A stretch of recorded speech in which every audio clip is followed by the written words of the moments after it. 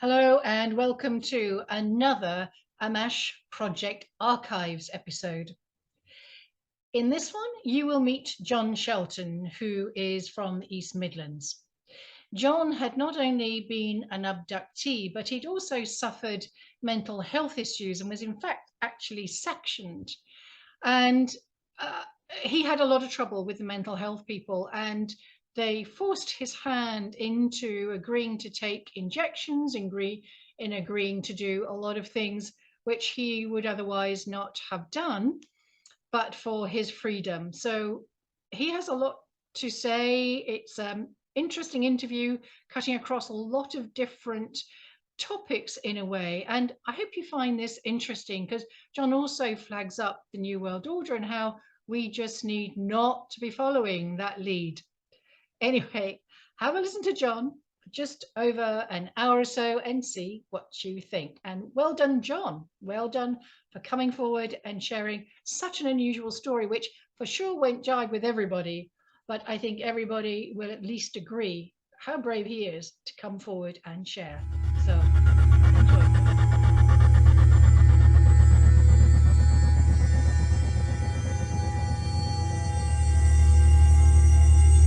Hello and welcome to another Ammach interview. Welcome please, John Shelton, who has some very interesting things to tell you. Through the military, through the ET, through NHS abuse. I really want us to start right at the beginning. I was born in December 1962 into a military family. My father at the time was a chef in the Army Catering Corps. I travelled mostly across Europe, Norway, Belgium and West Germany. I had my first anomalous experience in about 1965, just prior to us going to Oslo, Norway. We were actually stationed in Arborfield near Reading, just north of London. So does this make you just short of 3 years old then, John? That would be about right, yes. I was out walking with my mother. She left me outside to play. I had a very strange experience where I experienced a very high-pitched sound around me, and I blacked out. And when I came to, my right leg was embedded in a wall from the calf downwards in a very low partition wall. Brick wall, about 2 feet high, maybe 3 feet at the most. And had you been walking near this wall when you... Yes, I'd been right next to it. It had been on my right hand side. Was your mother in the location, in the vicinity at the time? No. Were you in pain? No, I wasn't. The wall that was actually moulded around my leg had gone literally through cement and brick. So were you in a situation to actually see the rest of your leg or your foot? Yeah, I could see my other leg on the other side. Some workmen had to be called to demolish the wall. Were you seen by a passerby? Did the police come? What happened? How did that... I was spotted by my father. Some workmen were summoned and they had to actually take equipment out, come and demolish the top of the wall and actually release my leg. There was a second incident. I was actually playing in a sandpit, very much adjacent to the property we lived in, the married soldiers' quarters. Again, are you around the same age group? Yes, I'd be about the same sort of time. I remember playing in the sandpit and then there being another high-pitched tone and blacking out, and I suddenly found myself inside a storage cupboard in the kitchen. At home now? Yeah, at home, yes. At home. I had absolutely no idea I got there. It's clearly I hadn't walked there because I literally blacked out and then come to instantly. Yeah. Storage cupboard where food was kept in the kitchen. You would never go in there normally? No, not at all. No. Okay, and how were you found in that situation? Well, I was standing upright in this cupboard and I thought, how have I got here? I heard my mother talking on the other side. I pushed the door open from the inside out. First of many enormous experiences I've had. Yes, I mean, going back to the leg being embedded in the wall, I'm just thinking that just puts me in mind of the Philadelphia experiment, that dimensional shifting. So yes, I mean, because I know at this young age did seem to have quite a lot happen to you around that age. And of in 1967, I was playing in a sandpit in a school near Oslo in Norway. I recall looking down at the ground and seeing the ground recede away from me. Well, I was sort of kneeling down and then hovering over other school children who were playing in the sandpit at about 12 feet height. So they'd be looking at you, they'd be seeing you? Yeah, they were looking up at me and I was sort of up there and they were down here. And did you feel or hear anything in that circumstance? No, I didn't hear anything at the time, but I recall teachers sort of looking at me and pointing at me as I was like above them, looking down at them, and trying to grab hold of my little belt and sort of draw me down to the ground level again. And they did that? Yes. And did you stay on the ground when you... I've not had any repeats of that in those circumstances. Well, what happened then immediately after that levitation incident? I mean, I can't recall anything else being said at the time. I don't know what reaction my parents was, so I've never really talked to them about it. But I had another very odd experience slightly later on. My father took me on a Sunday drive in his car to, ostensibly, to the dentist. Now that's a bit odd really, because dentists don't work on a Sunday. I mean, did you all often go for drives with your dad? In his car, that's fairly true actually, right. We did. So that was kind of a normal event? A normal event, yeah. But not the dentist? No, I mean, I thought that's a bit of an odd excuse really. I mean, dentists don't work on a Sunday. Okay. Well, not that I was aware of at the time. So you'd be what? About 4 and a bit, five. Okay. I was taken to Colsas military base outside Oslo. My father took me into the base. I was taken to a building in the base, and I was introduced to some United States Air Force personnel who made me feel reasonably at ease. I was then put into a chair that resembled a dentist chair, but it wasn't a dentist chair. It had wrist clamps on it. I was asked to lie back in the chair and lay my hands out on the arms, and my hands were pressed into clamps on the arms. I was made to look at a massive TV screen in front of me on 3 stilts. And where was your dad during this time? I couldn't see him. I thought he was behind me, but right. I was left, I think. How many were there of the person? There were 3 actually, 3. yeah. Okay. So this was in 1967, 1968. It was a very, very old TV, but it was resembled what introduced in the 1980s, a flat square tube type TV. I mean, I'd never seen anything like it. I've never seen anything like it since either. It didn't resemble any of the more bulbous round tube type TVs that were around at the time. Anyway, on it they start showing me diagrams, pyramids, lines, circles, flashing lights, and then war scenes of death and destruction, war, scenes of people being tortured, mutilated, and then more lines zigzagging across the screen. I remember the screen flickering right into my eyes, and then I remember passing out. And were there colours as well that they used? Yeah, they were using different colours, like a disco. These shapes, like symbols, I guess. Yeah, symbols. I'll call them symbols. All kinds of different geometric shapes? Yes. Yeah, long lines, circles, ovoids, the lines streaking across, up and down, streaking across at an angle, 45-degree angle. O's appearing and dissolving, and then flickering back into shape again. Then suddenly vibrating on the screen, and then going... And what were the sounds like accompanying this, or were there any? Yes, there were sort of psychedelic sounds with it as well. Sort of swooshing psychedelic sounds, a bit like a child hears in the womb. And what about the war scenes? Do you recall? Yes, there were scenes of First World War scenes of mass death, of infantry charges with a massive amount of manslaughter going on. They were principally British infantry who were being manslaughtered by the Germans. It didn't really register in my brain at the time, the gravity of what I was looking at. But I was actually shown similar scenes much later on in the 1980s, and obviously by then it did. No, I think it was shot from the British side actually. So you're seeing British soldiers being killed, infantry, First World War. Did you see the next World War? There was some footage of World War II, D-Day, and a lot of British dead on Sword Beach, which is, you're probably aware, was the landing beach that British landed on Juno Beach as well, and some Americans on Omaha Beach, for panning across the dead, looking up towards the headland that they'd taken. So you're seeing the war scenes, First World War, Second World War. Any other images apart from the colours, the symbols, the flashing lights? Not at the time. As I said, I actually I passed out. You're a little, I know, but did you have any sense of time passing past? I was looking at the screen for about 20 minutes, I think. So then you are aware that you would pass, or had passed out? The next thing I remember, I was sitting on the passenger seat in my dad's car, and we were being driven out of the base. And that's really the last experience I had in that area. And did your dad explain, or did you talk to your dad about what No, he didn't say anything about it at all.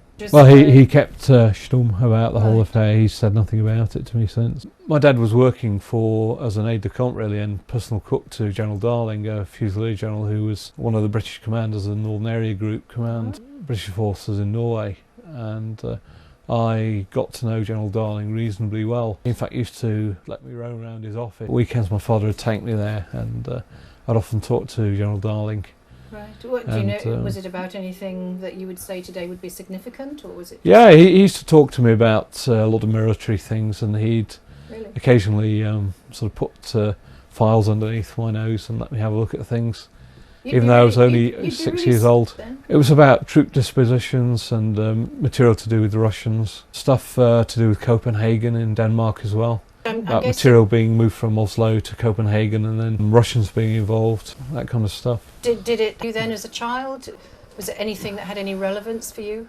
Not really at the time. Yeah. I didn't realise until really the 2000s the significance of it. I just want to quickly reference your father at this point, because often anomalous events are generational, and I know in some previous chat you had told me that your dad had quite a few anomalous events himself.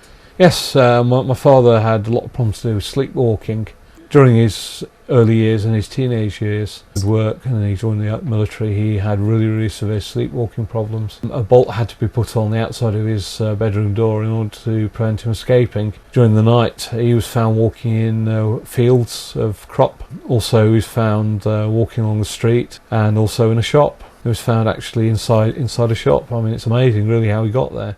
You mentioned it was a post office and he was found naked on a counter. Yeah, I've asked him since about this event, and he says he recalls seeing a lot of white flashing lights through the curtains. Right. His bedroom window. I mean, it's possible it relates to an abduction event. Yes, and they plopped him down in a wrong location, perhaps. Maybe that. Does he talk about anything along those lines? After the army, he became a lay minister. He's a non-denominational minister. Have you been able to talk to him about any of your experiences? Yes, I have. I regularly communicate with him a couple of times every week, actually, about them. What's his attitude? I'm not sure, really. I've spoken to him about his own experiences, and he's had a lot of Christian-related experiences to do with visions and that kind of thing. Are they positive images? Yes. Yeah, there seem to be positive images of him with relatives. So it sounds like he too is very, the veil for him is very thin, and he's able to access that. Yeah. What about mum, and you've got a sister? Is there anything in the family in their respect that is anything linked with the anomalous events that you've had? Not really on my mother's side or my sister's side. I say there's a dichotomous split in our family between my father, myself, and my sister and my mother. My mother is blood group O positive. My sister is also, I think, blood group O positive. My father is blood group O negative, and I'm also blood group O negative. Which certainly is a factor in some of this story. Yes. Let's go back to some of these events. Let's just take us back to, you've been in Oslo, you're now moving where? Sometime later in 1973 we were posted to West Germany, to Sandlager. I remember one very strange event. We were very close to being posted back to the United Kingdom. I was at John Buchan School. It was a newly opened middle school, 11 to 13 age group. Was this a military school? Yes, it was a military school. The whole school was gathering round outside. We were about to look at a glider land. My class teacher, Miss Story, had been taking gliding lessons, and she'd actually persuaded an instructor to bring a glider with her, fly a glider into one of the school playing fields. It was a mixed school, male-female. Anyway, the glider landed, and we were all kind of very much enamoured with it.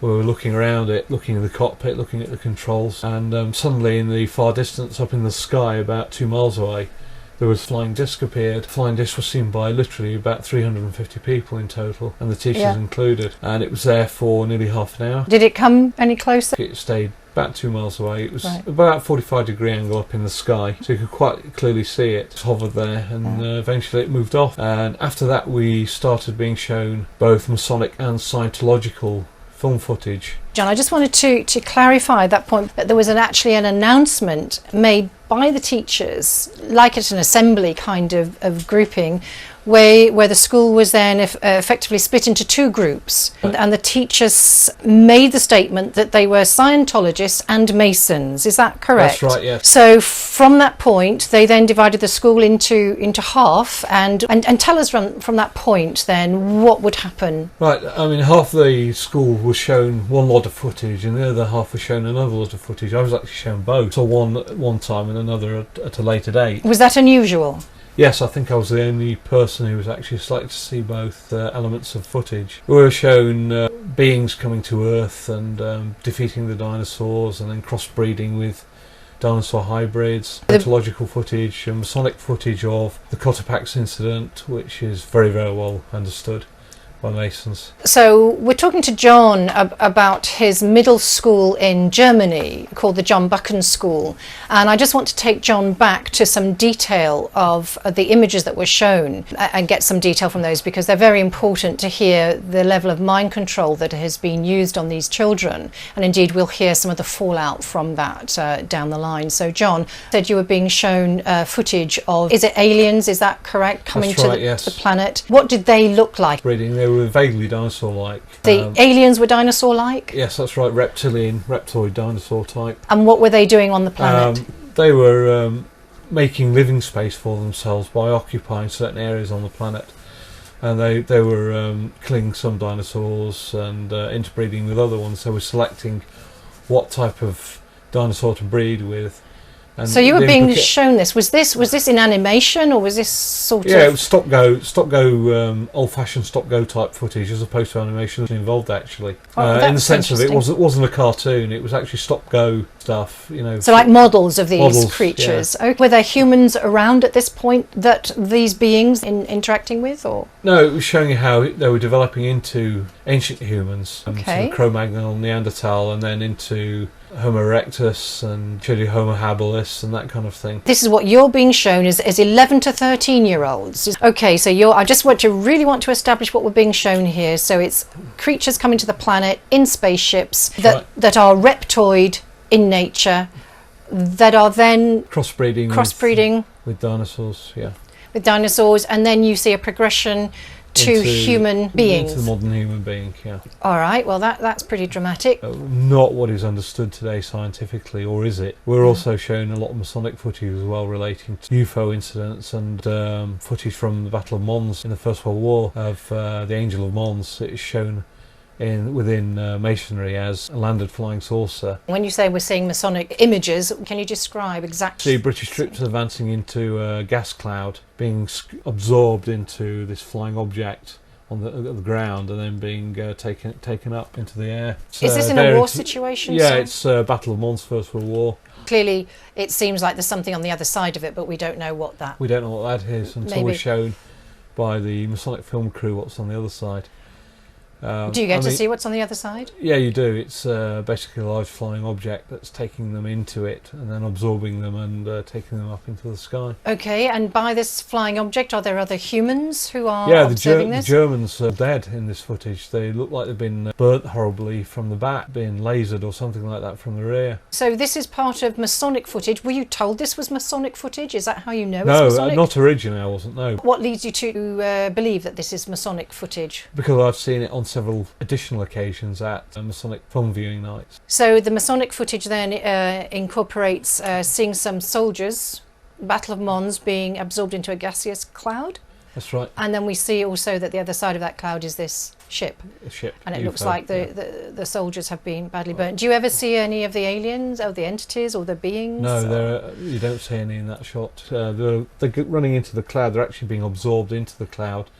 And then the cloud's being absorbed. What else were you shown at these film shows? We were shows? shown the Robotron attacks footage of... The Robotron is just basically an East German van. But we're showing it loaded with people dressed in black polo neck, leather jackets, charging across a field, and then the van's being machine gunned from the front, and the van's crashing, and the corpses being shown, being dragged out and burnt. Which country we're in? Well, the Robotron's an East German vehicle. Who is doing the shooting? And well, it looks British because they're using Sterling submachine guns, SMGs, so it's obviously a British acted incident. So is that a standalone image as it is, or is there anything developing from that Robotron? Not really, no. We were showing other footage of animated footage, really, of small cars bumping into each other, rolling on this side and catching fire. Basically, it's a representation of the fact that some people will die early in life and that kind of thing, and some people will suffer injuries, not be paired off together. Some people won't be able to breed. I mean, it's analogous footage more than anything else.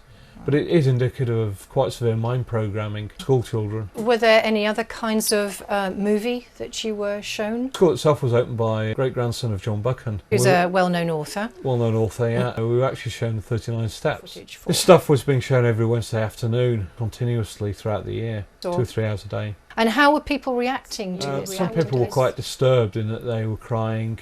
Some people didn't want to look at it. Yeah. A lot of the girls were actually crying. Some of the footage I took offence to, actually. I picked up the projector and manhandled it onto the ground, breaking it in the process. Which footage caused you to do that? It was actually the footage of the small cars bumping into each other, catching fire. I didn't regard it as anything other than mind programming. I mean, I was reasonably intelligent. I was always in the top set at school. So we've got the alien, we've got the people being killed, and we've got people being absorbed into alien craft. We've got people being shot in a wartime scenario. And was there anything else? It's much of a muchness in many ways. What happened after these filmed events? Nobody was allowed to keep any film footage. Nobody was allowed to talk about it afterwards. We actually had people from the Ministry of Defence arrive in school and talk to us about what was being shown. They were dictating things to us. And then they started showing us cards, ID cards, showing that they were from the security services, from the Ministry of Defence. So the Ministry of Defence is visiting a middle school in Germany, talking about the films, saying that they were from the security services. What do you think that was for? Well, they're obviously part of the mind programming process. We were then showed passwords and passcodes to memorise for the rest of our life. Was this one password and passcode? No, there were several actually. And do you know what these were for? Yes, they're how we identify ourselves to each other as friends or within the MOD. Throughout your life? The idea is your yeah. Yeah, I mean, we were assigned a name.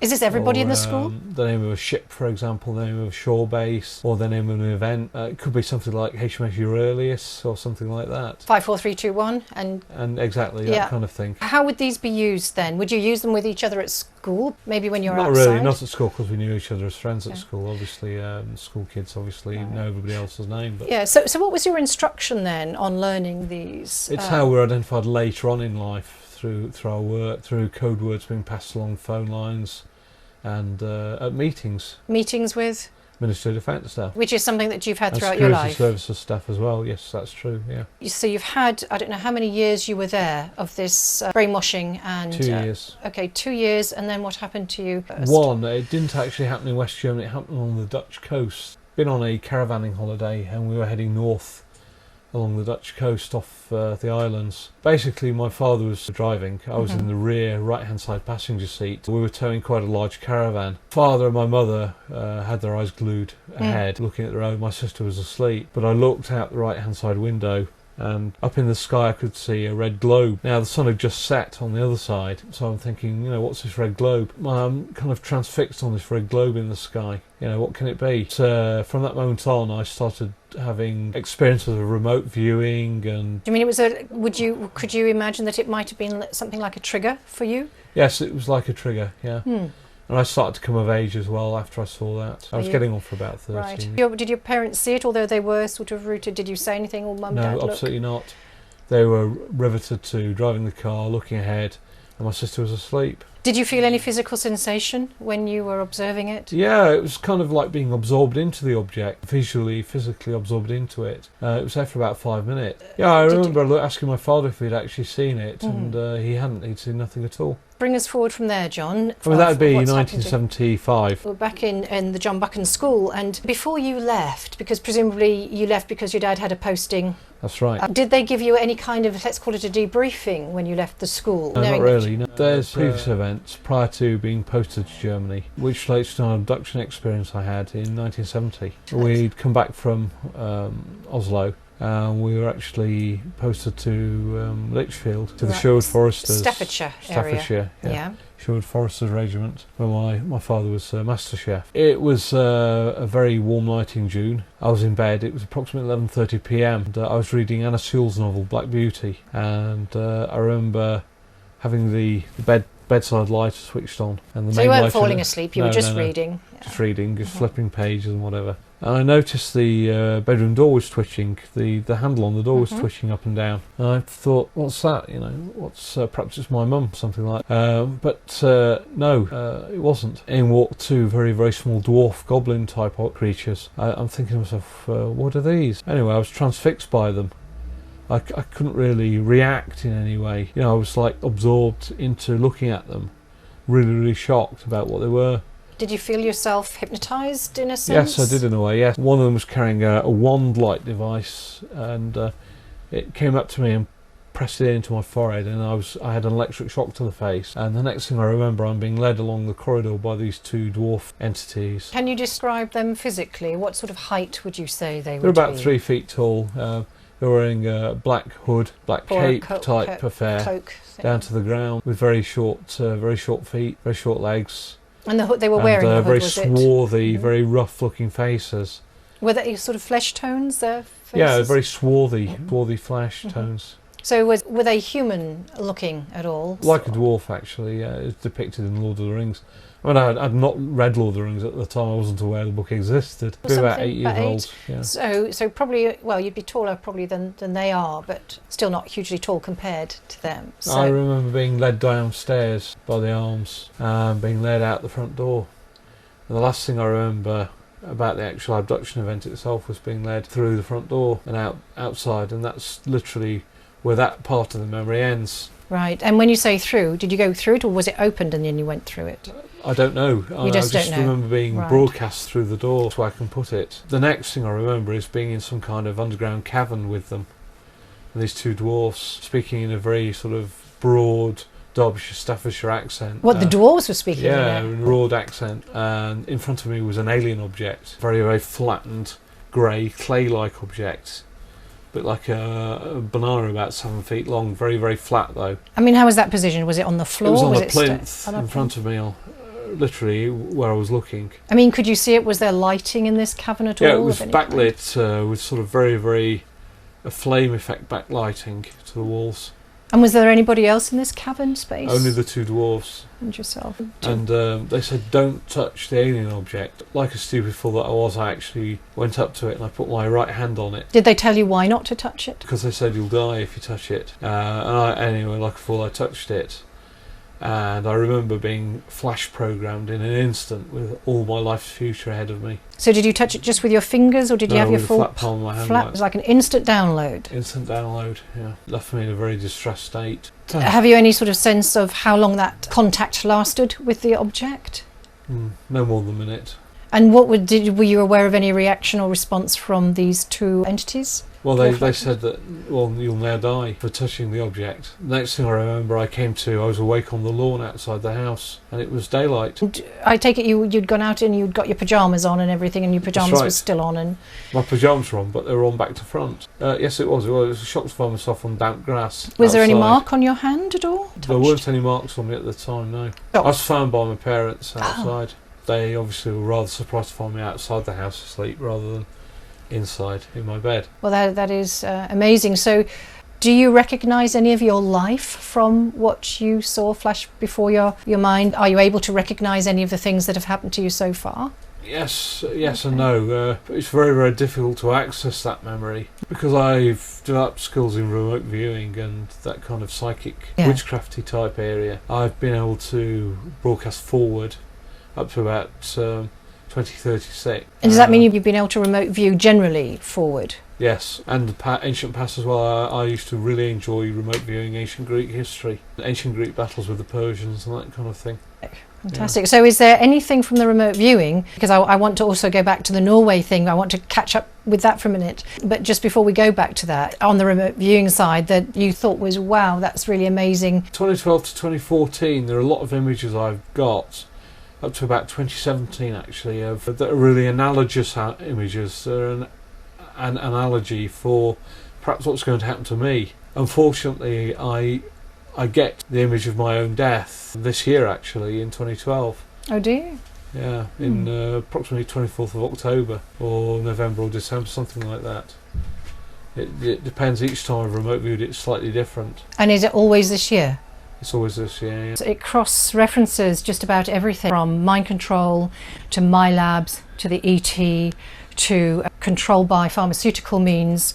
And he is also under what's called a watching brief. I hadn't heard that term before. As John says that he was shown by the MOD some years ago, way before he knew the names of people like Andrew Johnson, that they were on already a blacklist. And this would be back in the 1980s, as far as I understand that. And the blacklist simply means that they have a level of information that's allowed. They'll never know the information behind the information about that is known. He was talking about all the levels of different colours that go up to make levels of information available. A whole raft of colours, but black being the most basic, basically. So it means that those people like, say, Andrew Johnson, are allowed information only to what's available in the public domain. They will never have access to secret stuff or secret stuff about them and their lives. Andrew Johnson, he's a great researcher and has done so much on 9/11. He sent a lot of information about 7/7 and 9/11 to every British police force, so they could not say they didn't have knowledge of this. He did himself have a couple of CID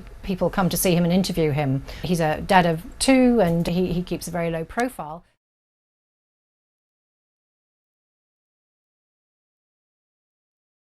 What's interesting about this place where his dad was based, where he was in fact aide de camp, which was really a whole different job. He was normally top cook for the army. And what John has said about where they were based was that it was a signal corps, but it was an intelligence unit. Well, why aren't we surprised about that? In fact, the building is still there, but it's now a museum.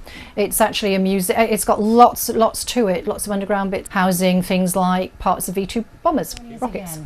Tell us about the John Buchan School, because it does seem to be an unusual place. Yes, in 2007 I was looking on the internet. I was just web browsing and I thought I'd look up John Buchan School, see if there's any reference to it on the internet. Now I found an official website, but I also found an unofficial website called Survivors of John Buchan School. And on it were a lot of very gruesome details about what had happened in the 1970s at John Buchan School, including a number of people who'd been sectioned under the Mental Health Act and then quite a large number of deaths as well associated with school pupils who had been at John Buchan School during the 1970s, during the time I was there. So, John, have we got any idea of figures or numbers? Yeah, there were in the region of the mid-50s actual deaths and 112 sectionings. How big was the school overall? How many students? About 350. So out of 350, you had 112 sectioned. Sectioned under the Mental Health Act, yeah. All from that era? Oh, from my year. Wow, that's a massive percentage. That's nearly 50%, not far off. Not far, yeah. And 50 people... 56 people in total dead from being sectioned and being murdered by the National Health Service or by the MOD or by the government, or having been involved in UFO-related incidents and been found dead under very strange circumstances. Right. Were you able to find anybody from that website that you could... No, I went on the website 2 weeks later and the website had been deleted off the internet and there was a government D-notice, Ministry of Defence D-notice in its position, saying that the website had been removed. And a D-notice, meaning for those who aren't familiar with D-notices? Well, it means the government have censored the website. Right. Do you actually get to contact, were there any contact details of any survivors, let's say, from there? No, there were some phone numbers on it, but the phone numbers there was no answer on it. The MOD of all people told you about your kind of lineage. Yeah, one of the meetings I had in 2004, it was revealed to me that I was one of the legitimate descendants of Prince Albert. And there's quite a few of you were told, I believe. Yes, of all the royals overall, there are about 36,500 royals classified within the UK. Do you think that may be partially why you are of a special interest to them? I think so, yes. I think it's that, and plus the fact that I'm known to the MOD as an alien abductee. And the blood group, do you think, factors in? I think the blood group is highly significant as well, because in studies I've undertaken with it's quite obvious that about a third of the total number of abductees being taken are O rhesus negative, and I think that's very significant because O rhesus negatives are 10 times overrepresented in terms of their number within the UK, roughly, in terms of abductees versus normal population. Interestingly enough, B negatives are also about 15 times overrepresented, whereas O positives are strongly underrepresented, and the other blood groups are just fairly insignificant. And because you did say, because you had quite a lot to do with the military side of things, that as far as you're aware, there are no O negatives in the army. No, we're specifically advised not to serve. They can't actually give us a blood transfusion if we're wounded in battle, because there are so few of us. They generally only accept O positive blood within the military. That being because O negs can only receive O neg blood. That's right, just for the record. Yeah, I mean, O neg can donate to any other group. It's common user type. Also, our organs can be transplanted into any other blood group's bodies and used with anybody, literally. So we're very much in demand. One of the interesting things that have come out is the number of O negatives in the world has actually been decreasing quite significantly. And I'll go into this later, what I've heard from the MOD and what I've heard from the Freemasons on this subject. I managed to get into Leeds Polytechnic to do a Bachelor of Arts with honours in Social Policy and Administration. I successfully completed that and gained a second class with honours. Following that, I went to University of York. I managed to get sponsorship to do Master of Science degree in Information Technology. I was in receipt of a Science and Engineering Research Council grant, having attained a reasonable standard in an entrance exam I took. Yeah, I did postgraduate certificate of education, which is a postgraduate teaching degree in IT as well. John, if I remember correctly, during your education you were visited, and you have referred to these visits before, and it seems to be that it involves the MOD. I'd had contact from about 1974 with the MOD at John Buchan School, and also on occasion at Leeds Polytechnic, being contacted by them. And also it would appear by one of the MIs as well. What's an MI? One of the MI5, MI6 agencies. Right. She'd given an address to write to in London for a job after I'd finished at university. And I checked that address out, and it was Century House, 100 Westminster Bridge Road, London.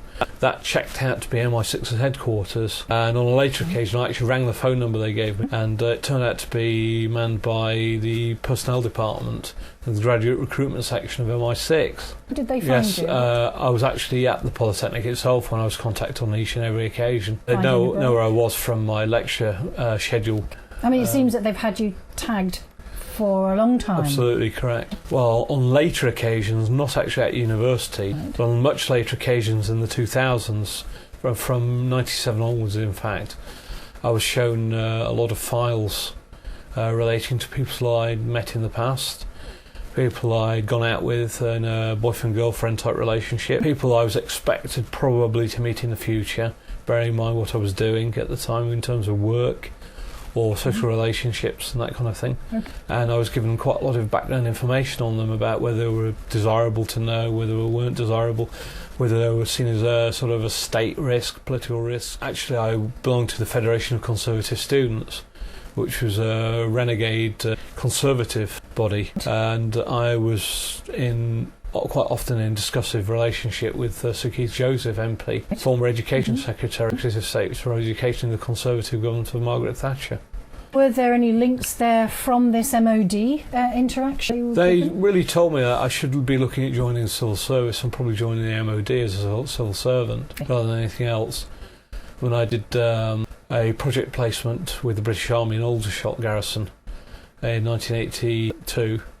So you'd be about 20 by then? Yeah, about 20. And again, I had approaches from MOD while I was there. What was it about you they were interested in? I think they were aware from my abduction experience in 1970 in Lichfield, and they were very interested in me because of that, because they showed me some still photographs of me being taken out the door. They appeared on 2 occasions to have occupied empty married quarters or council properties opposite where I lived. Did you see on the photograph then the 2 beings, these 2 dwarf-like entities? Yes, I did. How very interesting. So they were interested in you because of that. Was this to do with information that you might have attained? They were very, very interested in deprogramming me from the abduction and talking to me about whether I'd seen any kind of propulsive power in any objects I'd been in. They were very, very obsessed with me looking at the control rooms and also looking at the engine compartments. Right. The power unit on the UFOs, actually, that I've... From 1996 onwards, I had renewed contact with the MOD, and I was actually being invited to sessions in Nottingham Chilwell Barracks. So there were a mixture of meetings, file discussions, and also remote viewing sessions. But also general ESP work. Right, they were testing me with objects hidden under cups, reading what was written on the upturned piece of paper, Right. trying to read the underside of it. How did your scoring Trying to go? read mine. Some of it was very, very successful. From the remote viewing experience I've got of actually looking into these ships, they seem to be controlled using a mind control system, so the controls don't work in terms of manual push buttons or anything like that. The greys that I've seen operating command and control centre within the UFO seem to do it by mind operation more than anything else, or by moving the hand in space above a set series of controls, operating them that way, or Right. by looking at the control in a focused way and operating it via the minds. One of the things that the MOD himself discussed was the Ares Communications Network. Ares Communication Network, which actually used to broadcast signals from Earth to a geostationary satellite and then to into outer space. And basically what they seem to be doing is broadcasting map coordinates into outer space for ET to come and look up people and abduct them. In other words, you give a series of map coordinates on paper, you send it through intelligence or whatever, it's broadcast on Super Ares or Ares to the satellite. The satellite's then broadcast it into a specific area of outer space where the signal's picked up. The EBs come and pick somebody up by abduction. The signals appear to have been broadcast at Pluto. So Pluto region then. Region of Pluto. Can you deduce from this interaction with the MOD your own abduction experience and what you remote viewed, whether there was any collusion? What came of these map coordinates? And then yes, it's a very, very good point, John, because the MOD gave me the impression that I'd be abducted in September 2005. And did that happen? Not quite. It was actually February 28th, 2005, when the aliens attempted to take me. But they weren't successful because I employed a number of countermeasures against them. Can you describe that event? I spent about 3 nights trying to avoid abduction. How did you do that? I was using a number of trannying and trancing techniques that I knew. I need you to describe each of those words because we're not familiar with them and not familiar with them in terms that you relate to them. What I was actually doing was I was broadcasting with my mind as powerfully as I could images against the aliens I knew to be in my vicinity, and I was actually kind of threatening them with retaliation if they were going to try and abduct me. What retaliation methods did you beam at? Well, I was using psychic witchcraft. Tradding is basically psychic witchcraft by any other means. That's tradding. Tradding. Tradding, Okay. which is who can cause, by various physical and ethereal means, the appearance of aliens and UFOs on Earth. And it is that which is very, very, very heavily legislated against in secret by all governments within the United Kingdom. Trannying, yeah. So we'll have a different concept of what that means. Tell me what. Okay, that's when you're kind of using more your mind than anything else. Technique of witchcraft to actually bring about an alien apparition or appearance in front of you. Okay, and the other word, was it tranning? Trancing is really more to do with transmogrification. The assimilation of one form by another. That's right, yes. You're beaming out this Contra image. How did you know that they were going to be taking you? I saw them outside my bedroom window. Some very odd experiences over the preceding days. I thought, this sounds like a precursor event to an alien abduction. Can you tell us what that was?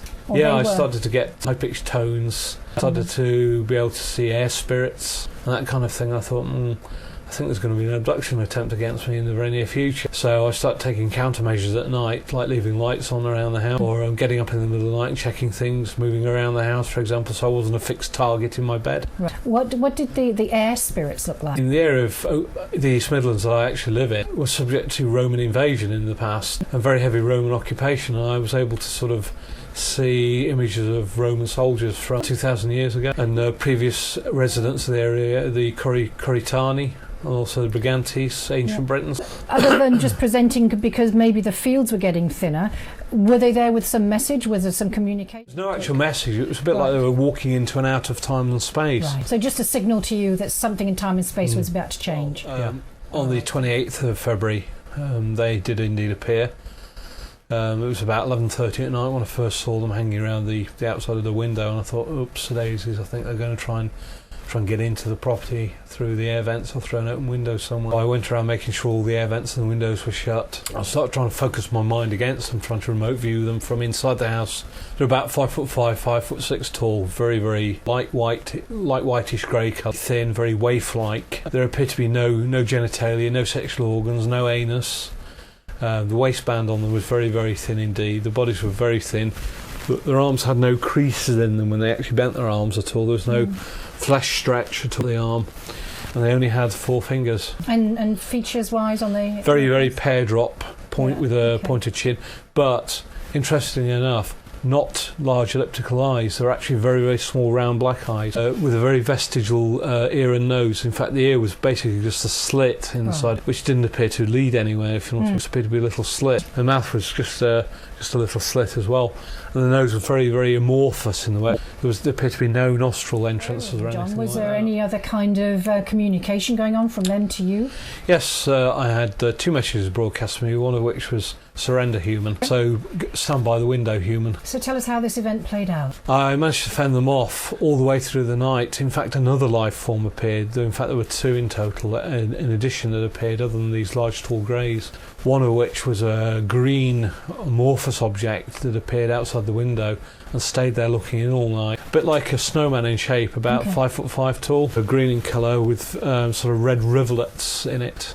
Almost like veins on the surface. It didn't actually do anything. It disappeared when the dawn came up. I'm not quite sure what purpose it served, but it did indeed have 2 little black globe eyes with a large elliptical black eye in the forehead, which I took to be a kind of a third eye, basically, a remote viewing system. It was using the sky was very grey and overcast, only about 2,000 foot cloud base, if that. What appeared absolutely scared the living daylights out of me.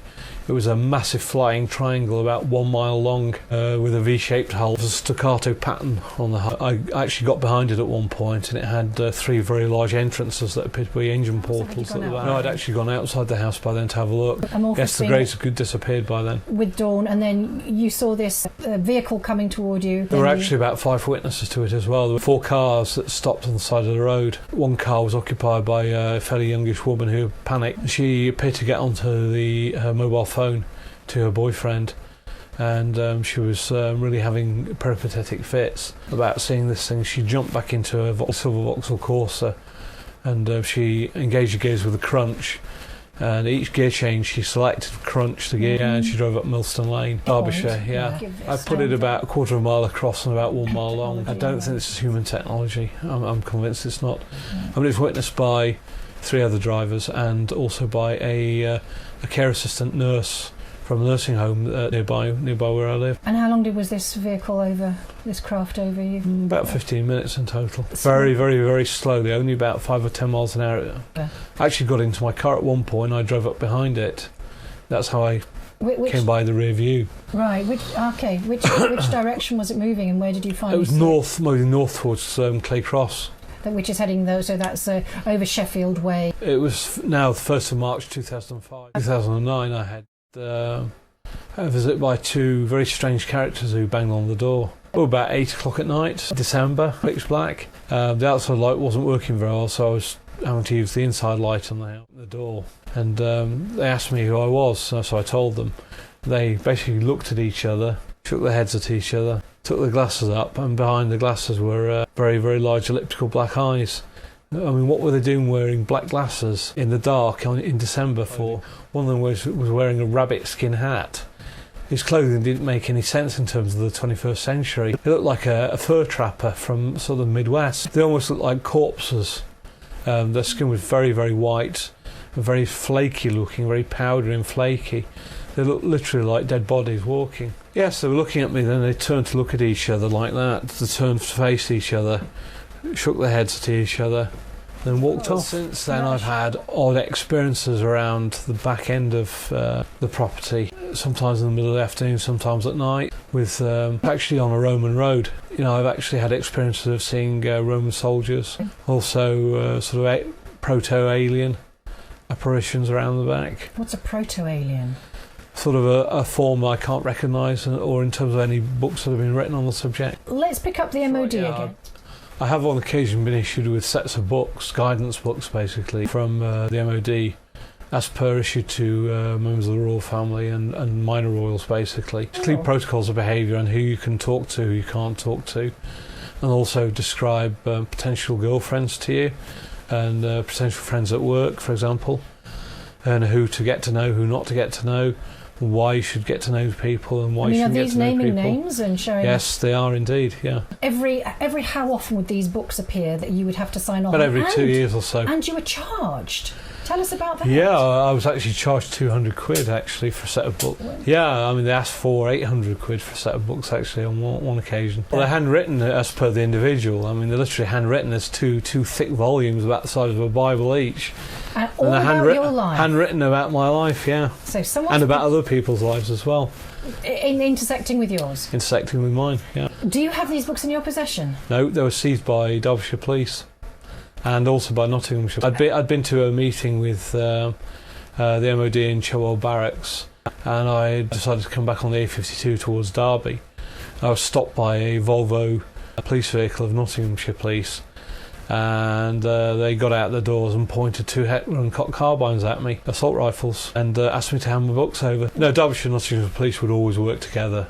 Royals are not liked within Derbyshire. It's a revolutionary county and it's a pro-Roundhead county, not a pro-Royal or pro-Cavalier county. The Royals themselves divide the British population up in terms of Roundhead, Cavalier and Royals. I'm basically a Cavalier Royal. I'm surrounded by Roundheads who I'm not really supposed to have anything to do with. And that's just a classification they put on people. Where's that classification come from? From the English Civil War. So they're very, very, tend to be hateful of Royals. Actually, not like us and don't want us in the area, to be honest. Yes, I mean, within the East Midlands, it's specifically banned that you cannot trad, tranny or trance within the East Midlands. And in fact, it's punishable by death. Because trad, tranny and trance, meaning that you cannot use psychic powers. That's right. That's basically what that means. Yes. You're not allowed to be seen to be doing that, to be conjuring up spirits, to be using... Liaising with aliens or anything like that. Well, the Masons are very, very anti the negative allele type, very anti-O negative, very anti-B negative, very anti-A negative. They're pro-rhesus monkey in development. So they're trying to push all the positive allele groups forward and trying to recede all the negative allele groups. Allele meaning the blood type. Blood type, yeah. The Masons then seem to have a remit from when? Time immemorial? Oh yes, about 2,000 years ago. They see rhesus negatives as a problem because the rhesus negative gene tends to not be controlled in terms of its psychic power, especially the O negative in particular, tends not to be controllable in terms of psychic power. Unless it's the person's actually dismembered in some way physically. The way they've dealt with tradders in the past is when they've hunted them down, they've actually, if they found them actually in the process of tradding, they've actually wrenched their male organ off, and the tradders have bled to death. And they've also been beaten to death, shot, and set on fire. Did you say that you had been shown footage of this? Yes, I have, yeah. No, there's none of this footage on YouTube. It's classified under the Home Office infrared security classification. I was shown it again on 10th of January 1987 at Derbyshire Police Headquarters. Is that in Ripley in Derbyshire? Near Ripley, yes. Butterley, yeah. Okay. Possibly why, having seen that and spoken about that, is possibly why I've attracted the attention of the security services in addition to the MOD. Right, so when you were shown those, by the police? Yes. Under what circumstances were you shown those? I was actually present in the police training centre at the time. For what headquarters. Reason? Well, I'd been asked, along with other constables, to actually look at the film footage. You said with other constables, does that mean you were seconded in? Yes, I mean we're actually there to view the footage. But you're not a policeman, are you? I'm not a policeman at the moment, no. Right. Have you been then in the past? Yes, I have been, yeah. Ah, so were you working as a policeman at that time? I was a probationary constable at the time, right. Yeah. Sorry, I hadn't established that. I hadn't figured that out. Okay, that's fine. So continue. So you were there to see this, and they were showing you this because they wanted you to be aware that this is what you will be expected to do? This is what the law is. That I could well have been expected to do that to other people, yes, but I would emphasise that I certainly haven't been involved in anything like that at all. From either side, either acting as a tradder or acting as a constable against tradders. Yeah. So, and you were saying that there is a very strict policy of dealing with these people in the East Midlands. Yes, within Leicestershire, Derbyshire, Nottinghamshire, East Staffordshire and parts of South Yorkshire, it is absolutely verboten. It's forbidden to do this kind of thing. How is it known that anything like that would be being done?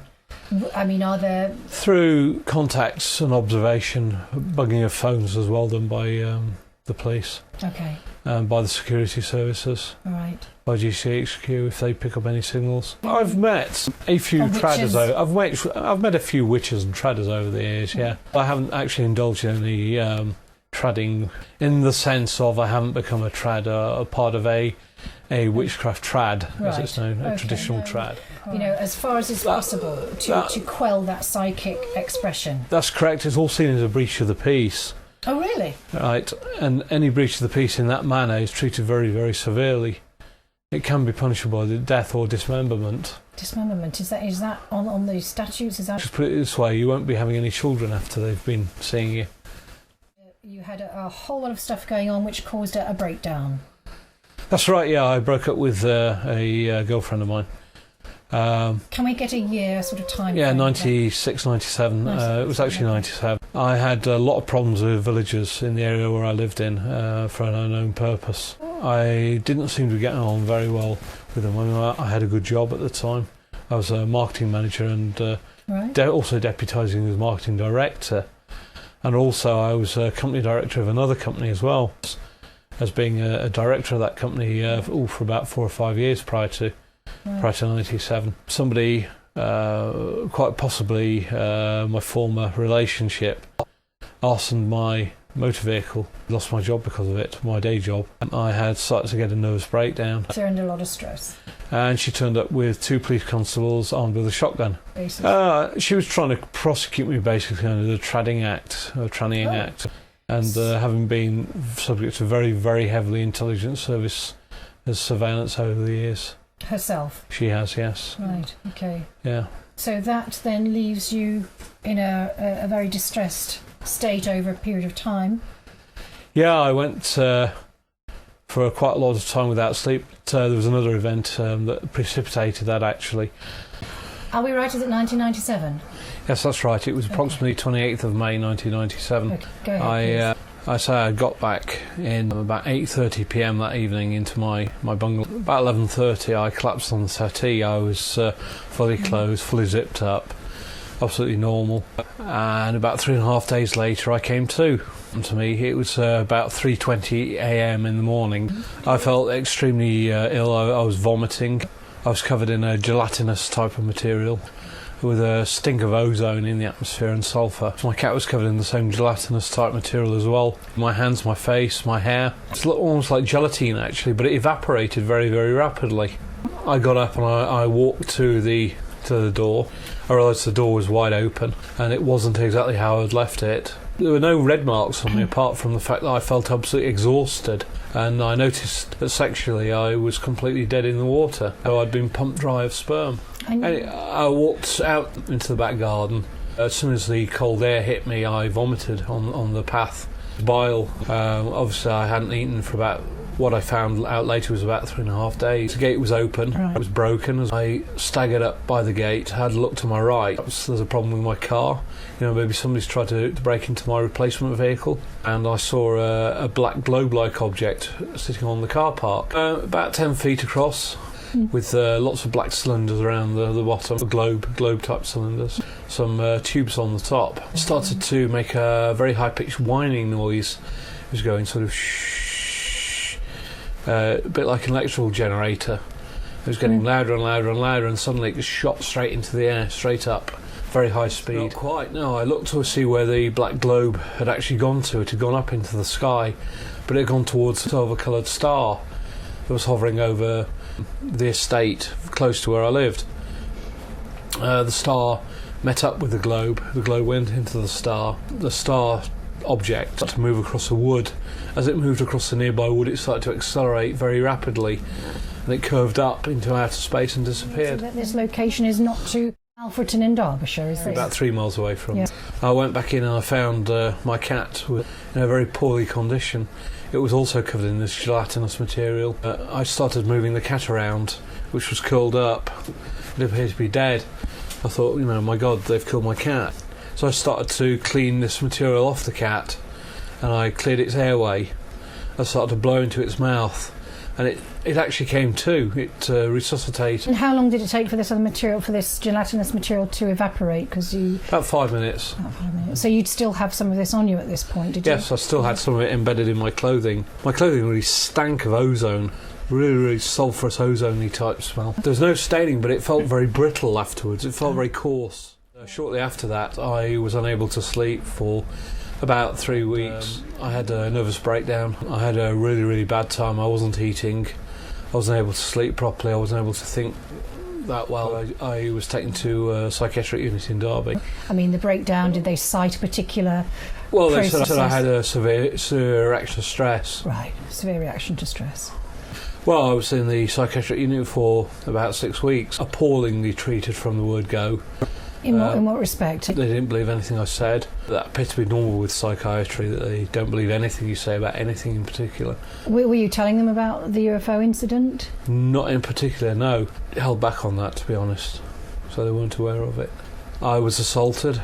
I was kicked on the floor. I was kicked in the face, on this side of the face. What happened to cause that? Well, I've had previous problems with that organisation, not knowing really anything about them. Derbyshire Mental Health Service Trust. About 2 years prior to my nervous breakdown, an ambulance was seen circulating in the village where I was based. Actually, were asking for me by name, but bear in mind I was working at the time. I was told they had my name on a list of people to pick up and section.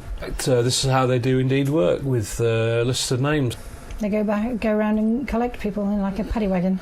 Basically, they were doing So that, your yes. mum, was your mum with you when you were sectioned? She was with me initially, yes, but soon left. I had no idea where I was. I'd never been in any kind of NHS hospital in my life for any purpose at all. What age are you now, John? At I'm this 49.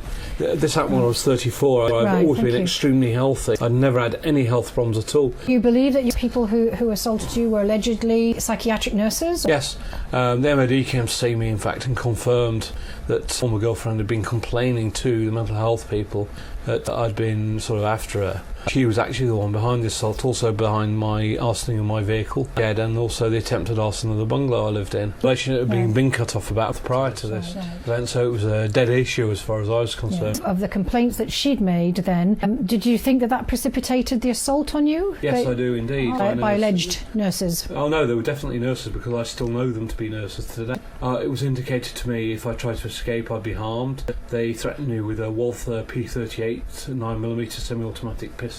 One of the nurses, indeed so. Male nurses, yes. I made an emergency call to the Ministry of Defence for assistance. They turned up after I'd been there about a week or so, and they tried to secure me into their possession. Where were the MOD people or reps? There were only 2 soldiers and an Right. old retired major. The soldiers were threatened with a handgun by a nurse. Soldiers then seized a member of the psychiatric unit as a hostage, but it didn't work because I'd been dragged back up to Ward 33 by then by the psychiatric staff. I was forcibly injected a substance called Accuphase, or something like that. It's commonly used to sedate patients. The MOD claim through their monitoring of the phones at the psychiatric unit that I was unconscious for a period of about 8 days. On what basis did they not release you into the custody of the MOD? Well, the MOD had picked a fight with them, basically, and as far as they were concerned, a section's a section. It's a legal section. The MOD disagree on the basis they knew I would come to harm there. In fact, were acting on my best interests. They'd warned me whilst I was doing work in Shorewell Barracks not to have any association with the NHS in particular. John describes how the use of psychic abilities is prohibited, and various police forces enforce heavy penalties if someone is known to be employing them. John believes during the 6 weeks he was sectioned following a nervous breakdown precipitated by an alien abduction and an ex-girlfriend's vindictive revenge spree, who accused him of participating in what he terms trannying, treading or trancing, all related to different aspects of the use of psychic abilities naturally.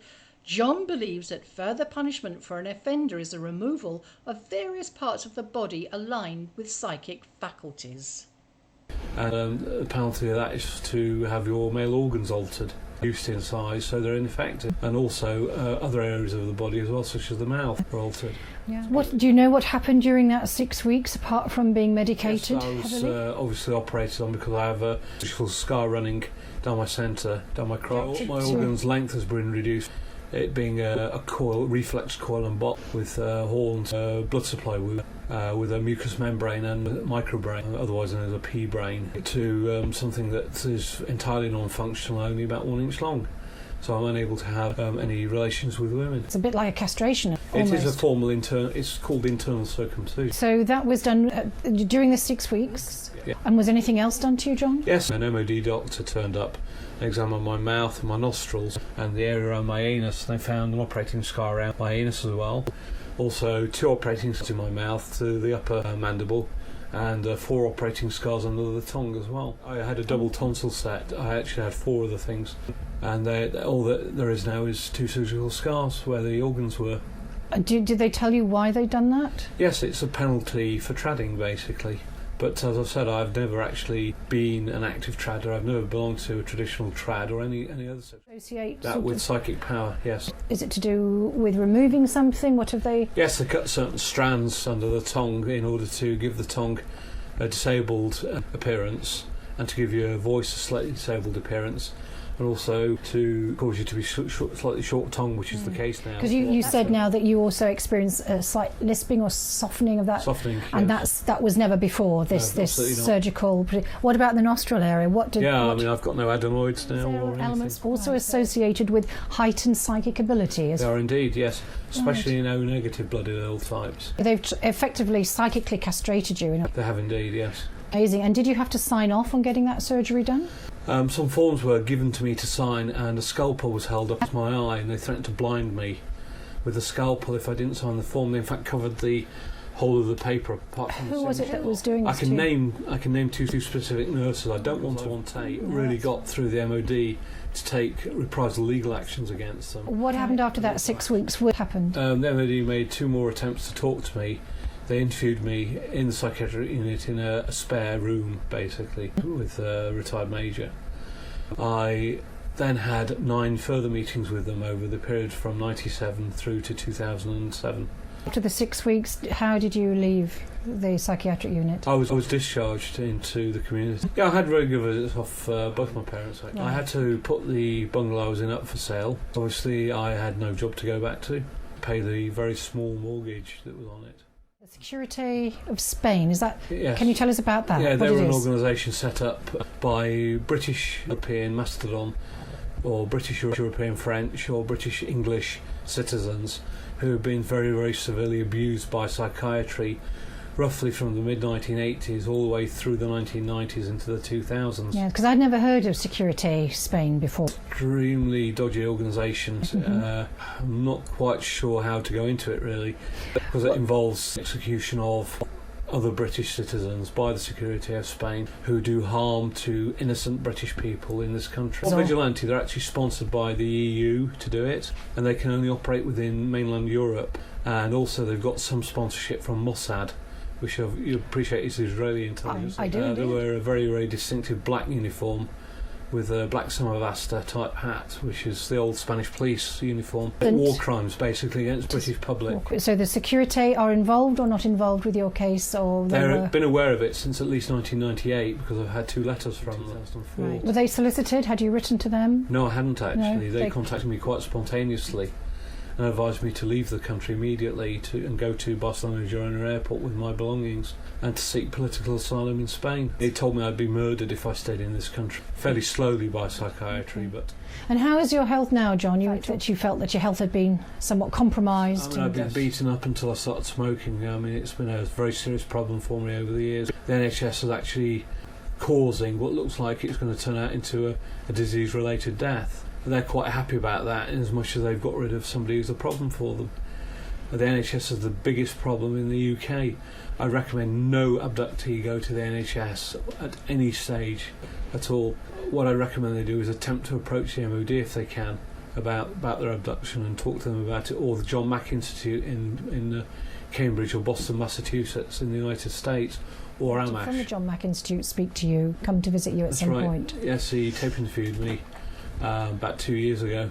Really to reprise what I'm going over now. The guy had to look around the area as well. He used to be John Mack's assistant.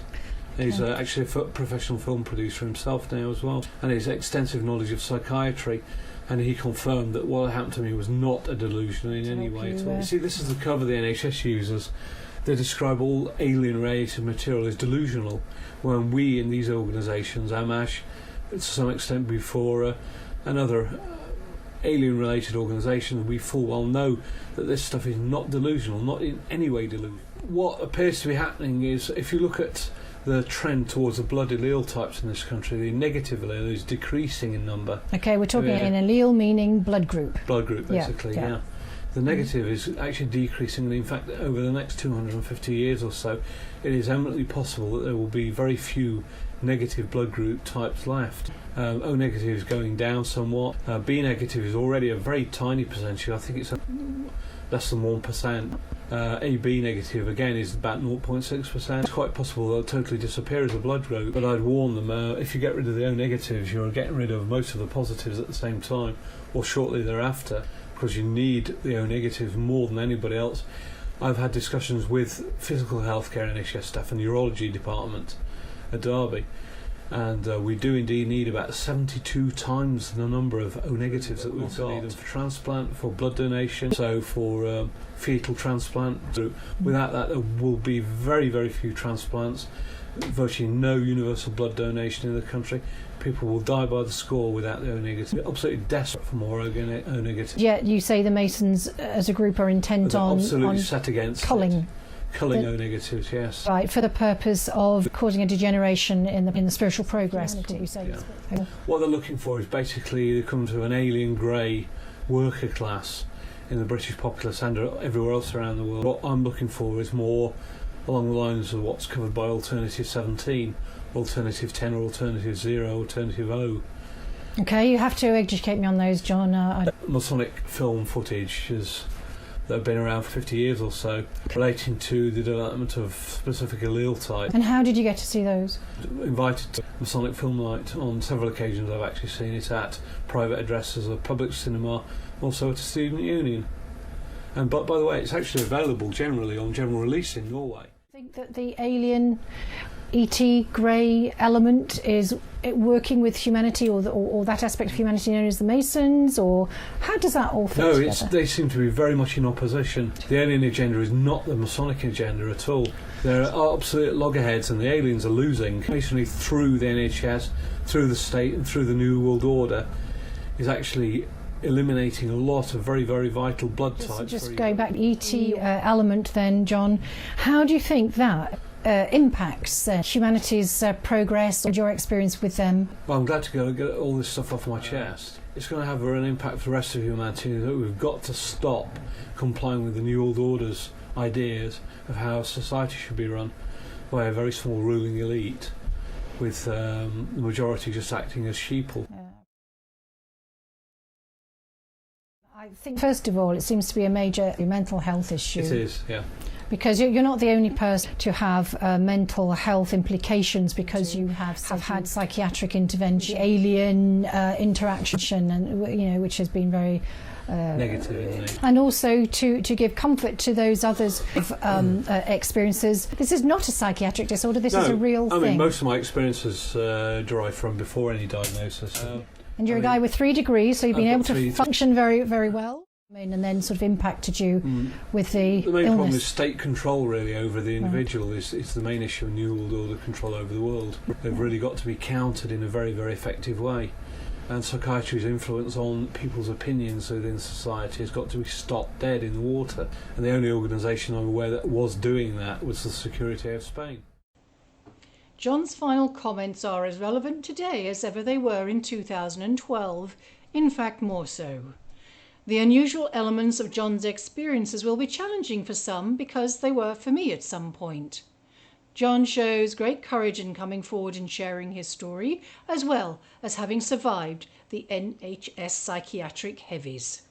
John, I have to say thank you so much. Thank you. This has been an absolutely fascinating interview, and I really think you're a brave, brave guy for coming and sharing your story. Thanks very much. It's become apparent over the last few days that my psychiatric nurse has been put in jail for 12 years for raping a child. It's a very serious matter. And we have a picture of the newspaper. It's from the Derby Evening Telegraph on the 20th of July 2012, which was a Friday, and this is breaking news, and the name of the convicted, he's actually a paedophile, is Malcolm Hunt, who is also your psychiatric. That's right, yeah. Tell us a little bit about your experiences. We know from our interview that in 1997, when you first had some distressing things to deal with, you were sectioned but also very badly beaten by a couple of psychiatric nurses who are still working as psychiatric nurses.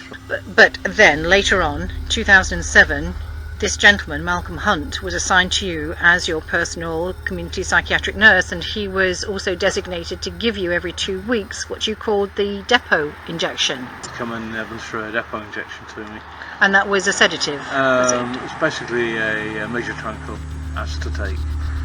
In October 2010 he became exceptionally violent, and he slapped me across the face, across the right hand side of my face, giving me a black eye. I mean, that must have been a bit more than a slap to black your eye, John. Yes, it was more like a rabbit. You found him going through personal items, I believe, when he was at your home. That's right, yes. I found him pilfering items out of my bedroom, also rifling through my bedroom drawers. He'd actually taken old photographs out of my top drawer that were from an era when I was actually a student at Leeds Polytechnic and also at University of York. And he was engaged in an action of masturbation with That's one right. of your photographs. Yes, he'd taken a photograph into the bathroom, and I realised he'd got the photograph actually because I'd seen him pilfer it, and he'd gone into the bathroom ostensibly to go to the toilet for a washroom. I walked into the bathroom and I caught him masturbating with. When I walked in, he became very angry and he kicked the bath panel, cracking it, so he's written off the bath fascia panel as well. So causing criminal damage. John, there's also been another event as well, where when he was administering the depot injection to you, he sexually molested or assaulted you. That's right, I was laying prostrate on the bed as I'm required to, or I felt I have to, in order to have a buttock injected. And he actually put his hand in a scooping motion inside my black underwear, and in the instep between my legs, and reached around, and he actually grabbed the foreskin on my penis and tried to yank it backwards. Again, that's sexual assault. It seems to be that these community psych nurses, from your experience, seem to be generally quite aggressive. The reason that you called us and why this is such an important update is that Malcolm Hunt has been convicted of paedophile crimes, 10 counts of sexual offences against an underage girl under 13 years old, who was a patient. And he's been sent away. There were two series of offences, once against a sub-13-year-old girl who wasn't a patient, and a separate offence, an earlier offence against a psychiatric patient, an adult psychiatric patient. So he's been sentenced to 12 years in prison. He was part of Derbyshire Mental Health Service Foundation Trust's nursing, community psychiatric nursing. You were just team. mentioning that you wrote to MPs about this abuse going on. Yeah. And wrote to 5 members of Parliament and a Euro MP, actually, Bill Dunn, about it. You also wrote to Dennis Skinner. I wrote to Dennis Skinner, I wrote to Nigel Mills as well, the local Tory MP from around, and all they did is report me to the Fixated Threat Assessment Centre and get me sectioned for actually telling the truth about being sexually assaulted. And now look where this guy's in. And also they suggested that you just visit the Citizens Advice Bureau. Well, that's right, yes. Yeah. You have also, John, taken this case to a solicitor and you're trying to pursue it legally, I believe. Yes, I've taken it to a solicitor in Sheffield, and I've complained to the Independent Police Complaints Commission, who are examining the case currently. You know, certainly when you mentioned the NHS at the beginning in our interviews, we had no way of really knowing, and so now this is as much evidence as you can. All right, John, thanks for this update, very important update.